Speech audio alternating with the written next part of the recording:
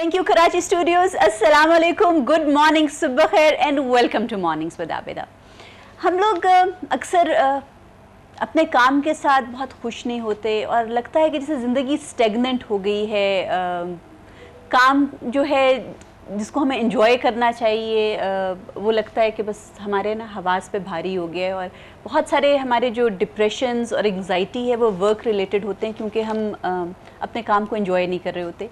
लेकिन उसके बावजूद लगता है कि जैसे ज़िंदगी के हम किसी डेड एंड पे खड़े हैं और अगर ये हमने काम छोड़ दिया तो पता नहीं ज़िंदगी ख़त्म हो जाएगी या बिल्कुल कोई और नए दरवाजे नहीं खुलेंगे। और ये जो फियर फैक्टर है ये हमें आगे बढ़ने से रोकता है और बहुत सी उसी एंग्जाइटी और उन्हीं ट्रबल्स को लेके हम रोज़ाना की ज़िंदगी गुजारते जाते हैं और बीमार हो जाते हैं और डिप्रेस रहते हैं। और ये डिप्रेशन फिर हम अपने इन्वायरमेंट में फैलाते हैं। जो लोग इवन काम के हवाले से हमारे साथ इंटरेक्ट करते हैं उनमें भी हम ट्रिगर करेंगे ये डिप्रेशन और मायूसी। बहुत कम लोग होते हैं जो एनालाइज करते हैं अपनी सिचुएशन को and they also find the strength and the faith कि लाइफ गोज़ ऑन। कोई डेड एंड्स नहीं होते, सिर्फ डेड एंड सोच के होते हैं, ज़िंदगी पे नहीं होते। ज़िंदगी के नए दरवाजे खुलते रहते हैं। And to change your life and the quality of your life you have to make decisions.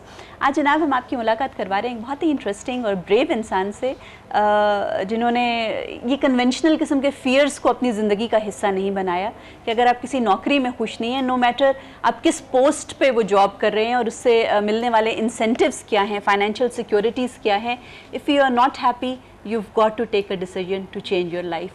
और ये डिसीजन कोई भी इंसान कर सकता है। लेकिन इंस्पिरेशन लेने के लिए आज हम इनसे बात करते हैं, आपकी मुलाकात करवाते हैं उस्मान खालिद से। Let's welcome him to our show. Good morning, अस्सलाम वालेकुम। गुड मॉर्निंग आबिदा, अस्सलाम कैसे हैं जनाब आप? बिल्कुल ठीक।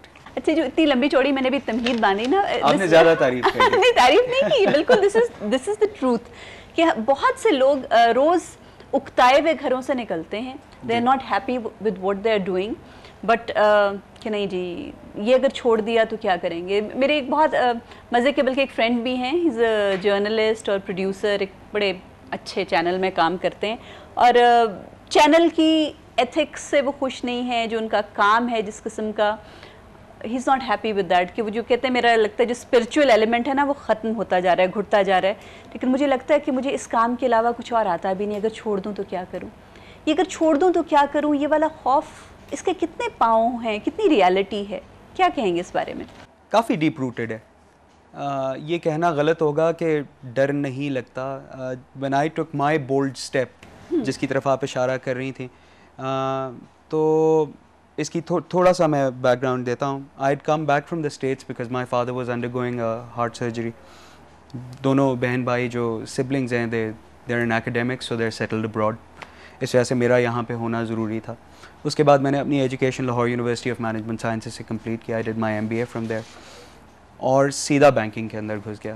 देयर कन्वेंशनल सोसाइटल प्रेशर्स, दोस्तों का पीयर प्रेशर और स्पेशली फैमिली का प्रेशर के वो बेटा बैंकर बन जाए। It was a fantastic opportunity. एक बहुत अच्छी प्रोग्राम में मेरी इनरोलमेंट भी हो गई। There was rapid progression and by the time I reached 32 साल की उम्र, I was the national sales manager for credit cards. अब क्रेडिट कार्ड्स जो है वो 50% रेवेन्यू लाता है पूरे बैंक का, पूरे कंज्यूमर बैंक का। तो it was a very fortunate position जिसके अंदर मैं था। And but the down side of that was I was miserable every living day. मैं इतना शदीद नाखुश था अपने आप से। और जिस तरह आपने जिक्र किया, maybe I was depressed. और उसके कुछ सिम्टम्स ये थे कि मेरी वेस्ट जो थी वो 40 पे चली गई हुई थी और I was very unhealthy, I was smoking constantly. तो ये सारी चीज़ें और उसके अलावा मुझे कुछ वो बैंकिंग का फील्ड भी एटलीस्ट इन पाकिस्तान बहुत मैनिपुलेटिव लगा। So finally I took. किन हवालों से ये भी बता दें? Manipulative for the employee, for the people that are working in the bank, और उसके अलावा for the customer as well, you know. And ये चीज़ काफ़ी अरसे से मुझे तंग कर रही थी। और ये स्पेशली ये एक्सपीरियंस मेरा जाके जो रियलाइजेशन या इनलाइटनमेंट जिसको कहते हैं, ये तब हुई जब मैंने कलेक्शंस और रिकवरी के डिपार्टमेंट में काम करना शुरू किया।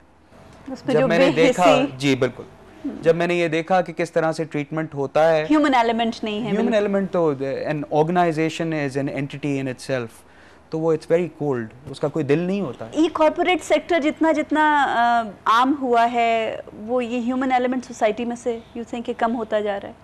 I think so. I think that can be said to quite a degree, even though उसको masquerade करने के लिए या आंखों में धूल झोंकने के लिए corporate social responsibility का एंगल दे देते हैं, you know, लेकिन मेरा ख्याल से काफ़ी हद तक बेहिसी का आलम है। और बट ये बिल्कुल स्वीपिंग स्टेटमेंट मार देना भी गलत होगा।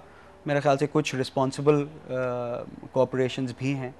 और जिस तरह से देखो अभी रिसेशन वर्ल्ड ओवर हुई है कि आप जब आप उसको रखते हो जॉब पे तो वो इतनी टर्म्स कंडीशंस और सारा कुछ, और जब आपने निकालना है तो वो आपने बगैर कोई 1 महीने के नोटिस पे नहीं निकालना, कुछ नहीं करना, and then you don't care कि इसका सर्वाइवल क्या होना है। यूड बी सरप्राइज, सॉरी कता कलामी माफ़, लेकिन मेरा शायद टिपिंग पॉइंट यही था कि मुझसे ये कहा गया था कि ओवरनाइट आप 150 बंदे को फायर कर दें।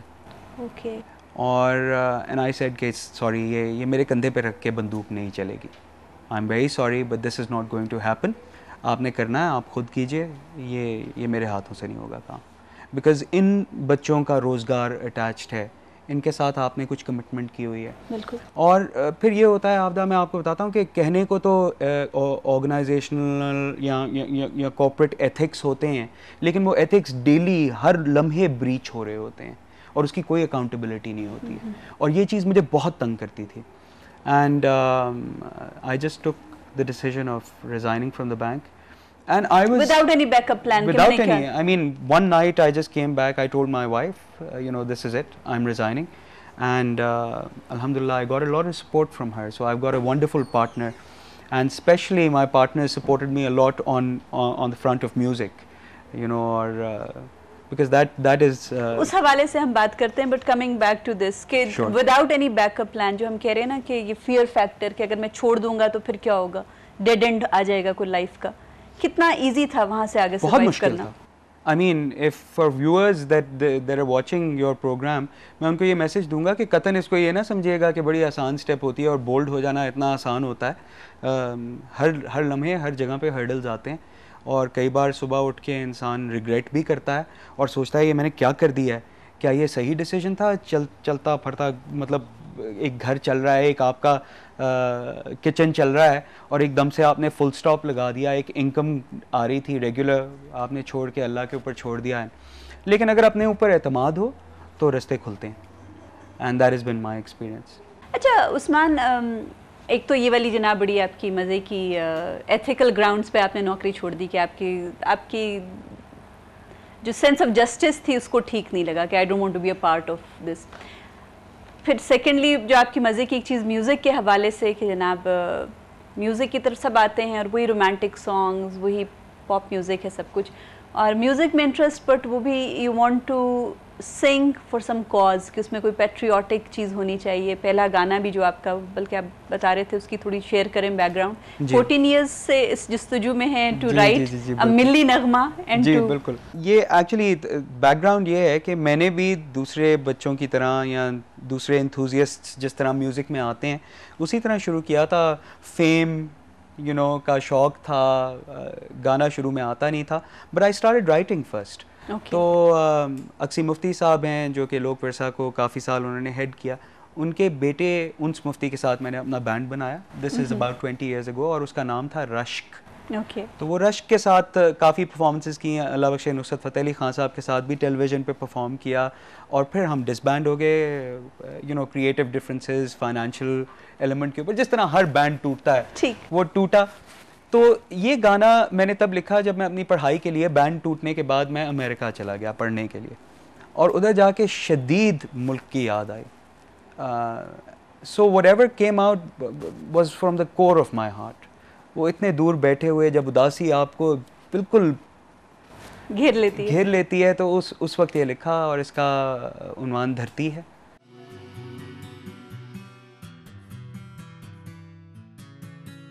मेरी धरती है, मेरी धरती है, मेरी धरती है मेरा जुनून। मेरी धरती है, मेरी धरती है, मेरी धरती मेरी जुस्तजू। इसके आंचल में जीना मरना है, अब यही है मेरी आरज़ू। मेरी धरती है,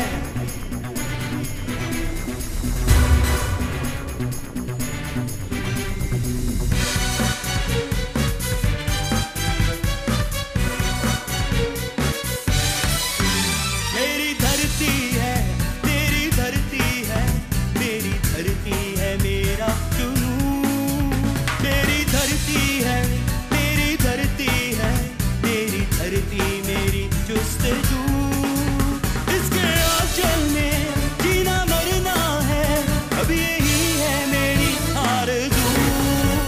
मेरी धरती है,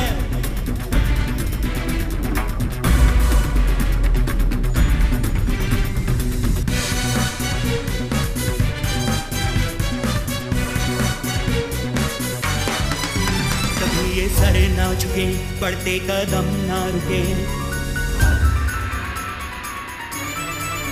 कभी ये सर ना झुके, बढ़ते कदम ना रुके। सुनो मेरी सांसों की ये गुफ्तगू, धड़कता दिल ये कहे ये कैसा बंधन है। हर धड़कन में है तू ही तू, अंधेरी राहों में तेरी उल्फत हो, रोशनी हो मेरे चार सू। मेरी धरती है, मेरी धरती है, मेरी धरती है मेरा जुनून। मेरी धरती है, मेरी धरती है, मेरी धरती मेरी जुस्तजू। उठा के देखो तो बुरी नजर इस पे, तोड़ देंगे तुम्हारा गुरूर। मेरी धरती है, मेरी धरती है,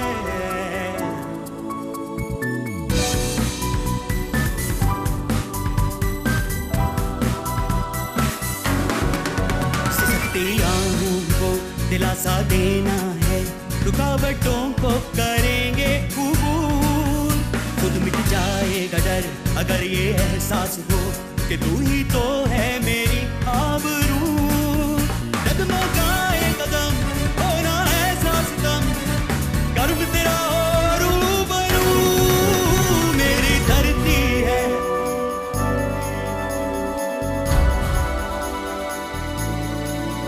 मेरी धरती है,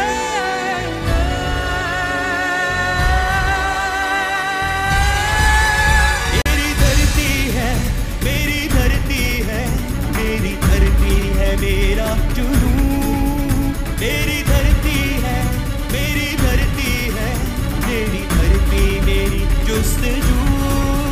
इस मट्टी की कसम ना जाने देंगे हम, कुर्बान कर देंगे ये बदन ये रूह।